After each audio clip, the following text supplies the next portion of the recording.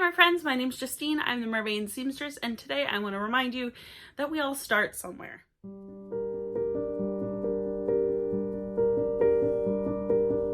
So when I started my mermaid journey, when I first discovered mermaiding, it was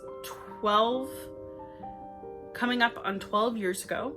I got my first monofin after seeing Mermaid Linden on the internet, and I've told this story many times in many different places, but I don't know if I've ever told it before on my channel, at least in these words. And so I saw Mermaid Linden on the internet, and I absolutely was blown away by the fact that people were doing this. They were putting on mermaid tails. And so I bought a monofin, and I was trying to figure out how to make a silicone tail until I stumbled one day across an internet tutorial on how to make a fabric mermaid tail. And that tutorial is still available on the internet. At the only time, I think it was like the only tail tutorial I have ever seen in my entire life. So like, this woman is an OG. And if I can find it again, I will link it down in the description box. But I have been hearing a lot of people out and about on the internet saying, oh, I could never do that. I could never make a tail. They ask me like, how do you make a tail? How do you do this? Even though I have plenty of tutorials, I guide people to my tutorials, absolutely. And then people get there and they say, no, that's too hard, I'm just gonna buy a fin fun. Or no, that's too hard, I'm just gonna do this. And I find that a little bit disheartening, and I want to tell you the truth. And that is, I call myself the mermaid seamstress, but I am by no means perfect. This tail behind me, this is my very first mermaid tail. It is 10 years old now, and it took a lot of courage, a lot of research. When I made this tail, I already knew kind of basic sewing skills, and I knew basically how to use a sewing machine, but I relied so heavily on research and tutorials and just tips and tricks and trials and errors, and I can't even tell you how many errors I made in this tail, or how many, it's not perfect. It looks amazing underwater, and I think that that's where a lot of people get hung up. They see a very far away glimpse of the whole picture. And this goes for all over social media and all aspects of life. We only see very polished or very intentionally posted pictures of these amazing mermaids in amazing, full gear, full headdresses, makeup, accessories, beautiful tails, beautiful photography. We unfortunately are a population that rewards polished products. And so you're less likely to see those amateurs that are posting their first swims in mermaid tails ever. And unfortunately, when those do get popularized, it's often because people are making fun of them. And I hate that. It's one of the biggest downfalls in this community is the elitism, that, oh, you can't have a handmade tail because they're not as good as this brand's tail, or you can't have a fabric tail because it's not as good as a silicone tail. That I think is really hurtful to me and to the community, just because there are so many people who want to give this a try. And I'm not saying that all mermaids need to be public. They don't don't need to be on social media, and they don't need to do all of those, big photography things. But those mermaids who are starting out on social media because maybe they want to be a professional mermaid, or they just enjoy sharing their hobbies with the world, or maybe they shared it within a private circle and it leaked out, like whatever it might be, I just want to say to all of us, all of you that are feeling as though you can't start until you get to a certain tier, or you can't start unless you start big. That is not true. You do not have to start with the biggest, flashiest, most expensive tail you can afford. You don't have to start with those grandiose things. This tail, it has the Finis Rapid Monofin in it, that I got secondhand, like from a friend of mine, and it was super cheap, and the fabric was found at Joann's, and so was the spray paint, and it was probably like a total of $15. Like, if you want to make a cheap tail, you buy a secondhand quality monofin and you get yourself some cheap fabric and you just go for it, because you can do it. And now there's so many different tutorials, like not only mine, but Courtney's, and so many other tail makers post how to make swimmable mermaid tails. And it's so easy to get that base knowledge and do a better job than I did. I mean, I am using a straight stitch that is like pulled and gapped. I don't even know how I sewed these fins on. Like, it's ridiculous. I didn't use the right scissors, so they're all jagged. Like, little things that I see. The paint job is interesting. Like, it's not something that I would be proud of today, but at the time, I mean, this tail still brings me so much joy. And the reason for that is not because it's because, like, for the pure reason that I made it. I can see how much I've grown since this tail, and people always throw around the word talent, and I think that that's great. Talent is definitely something that there are certain people who just innately know how to do things, but I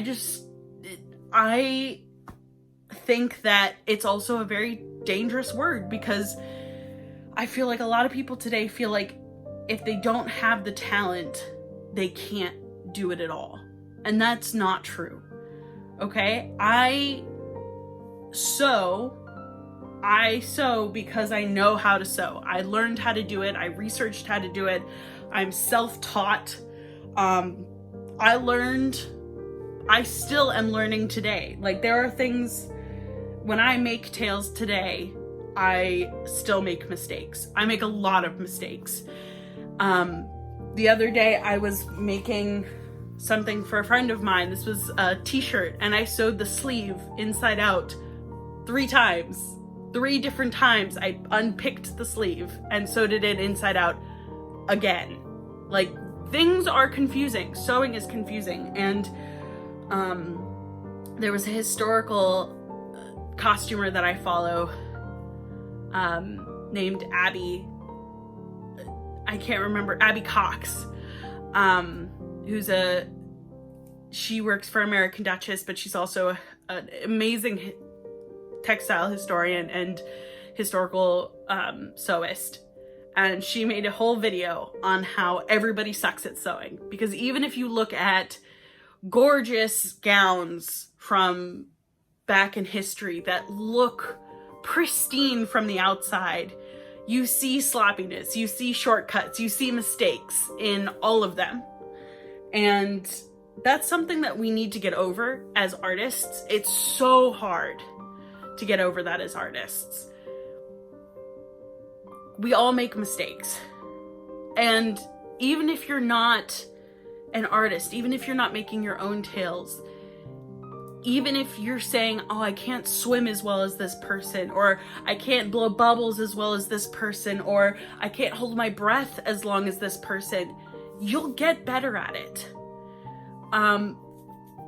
Somebody the other day, I heard it, I swear this has been popping up in all aspects of my life, but I heard somebody on the radio the other day talking about how he's now this big piano performer, and he used to hate piano because he had to practice the boring stuff. He had to practice his scales, he had to practice his movements, but he wouldn't have become the piano player he is today if he didn't practice. Like, so many people just want to, like, I want to be a great piano player, or I want to be a great mermaid, and they give up because they don't, when they have to practice, they don't feel like they're getting better. But I encourage you to look at, if you have a way of film yourself, even if you're not gonna, like, you don't have to post it on the internet.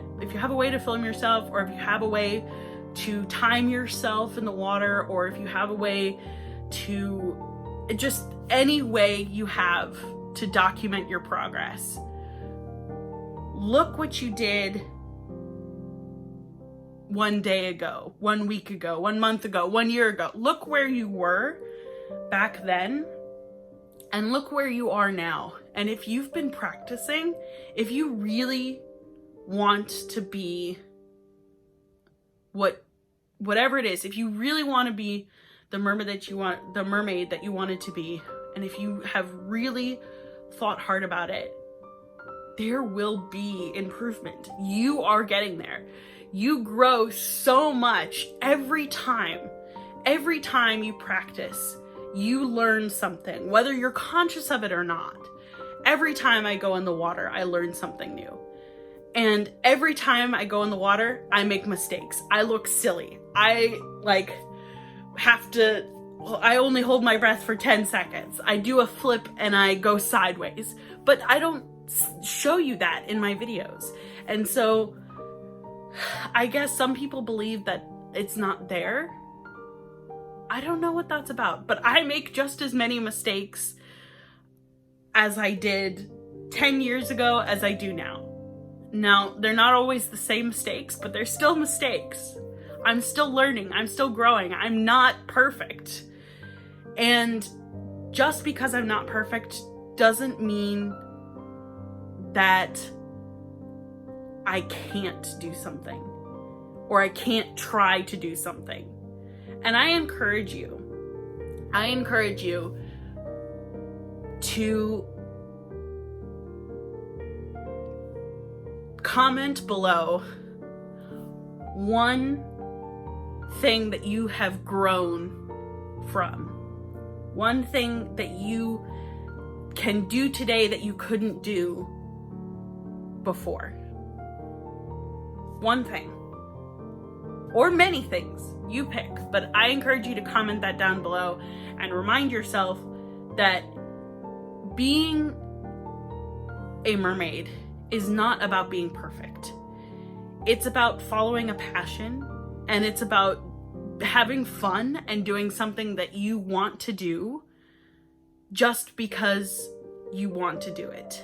And whether that means putting together your legs and swimming with 2 fins, whether that means putting together your legs and doing dolphin kick without any fins, that still makes you a mermaid. No matter what anybody says, you're a mermaid because you have that goal.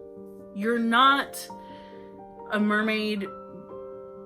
Having a tail doesn't make you a mermaid. Being perfect doesn't make you a mermaid. Having a huge Instagram following doesn't make you a mermaid. It's all about how you practice. And I am so appreciative of all of you fishies who show me your progress photos and share your videos with me. And it's incredible to see all of your passions and all of your trials and all of your accomplishments. And I am so proud of you all.